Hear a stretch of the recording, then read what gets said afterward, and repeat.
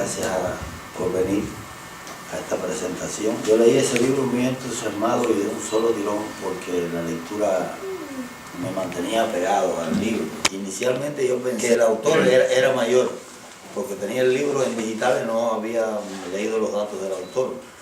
¿Por qué razón decía eso? Porque la época que él narra es la época del socialismo real en Rumanía, muy parecida, por cierto, a lo que vemos ahora en Venezuela, lo que vimos en Cuba, los cubanos. Y después me sorprendió que había nacido en 1977, de modo que tenía 11 o 12 años cuando desaparece el régimen de Nicolae Ceausescu en Rumanía. Sin embargo, sus cuentos que relatan esa época cuando él era niño, en casi ninguno está la perspectiva del niño, y por eso pensaba que era mayor. O sea, era un niño que yo me imagino que debió madurar antes de tiempo, porque cuando yo tenía esa edad de 11 años no sabía de dónde salían las cosas ni me importaban. Sin embargo, era un niño que ya estaba mirando la tragedia humana de los adultos y me sorprendió muchísimo. Escribí estas líneas sobre el libro que voy a leer a continuación. Un día habrá que contarlo. Un día habrá que contarlo, del autor húngaro Levente Szendrey. Es una obra marcada por la desesperanza y la alienación, que no nos dejará indiferentes. Sus historias, muy cercanas a nosotros los latinos, especialmente los cubanos, relatan la etapa final del socialismo rumano. Sin embargo, estas historias de Levente no me recuerdan la Cuba de la época soviética, sino la posterior al llamado periodo especial.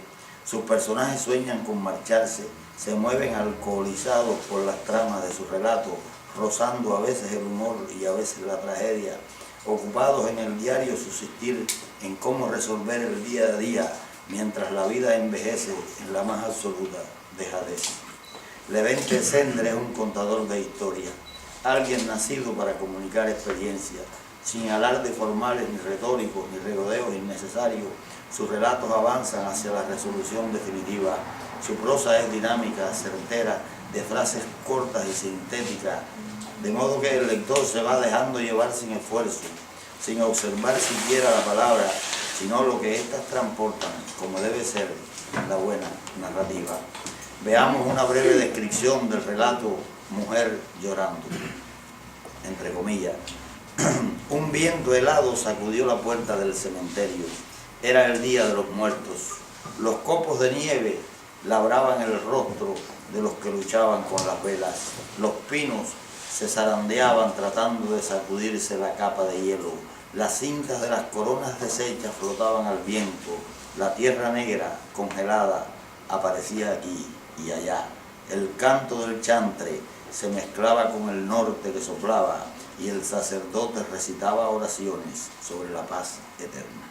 El húngaro o mayar, idioma de Levente, solamente lo hablan alrededor de 14 millones de personas, de modo que es vital para sus escritores depender de las traducciones a otras lenguas. Es meritorio elogiar esta traducción mediante la cual hemos podido acceder al drama humano que se vive en estas páginas. Vale la pena comprar el libro y sumergirnos en una realidad de un territorio de Europa poco conocido por el público latino, aún cuando podría afirmarse que Cuba y Transilvania son de un pájaro las dos alas, de no ser por el tamaño oceánico del ave. Muchas gracias.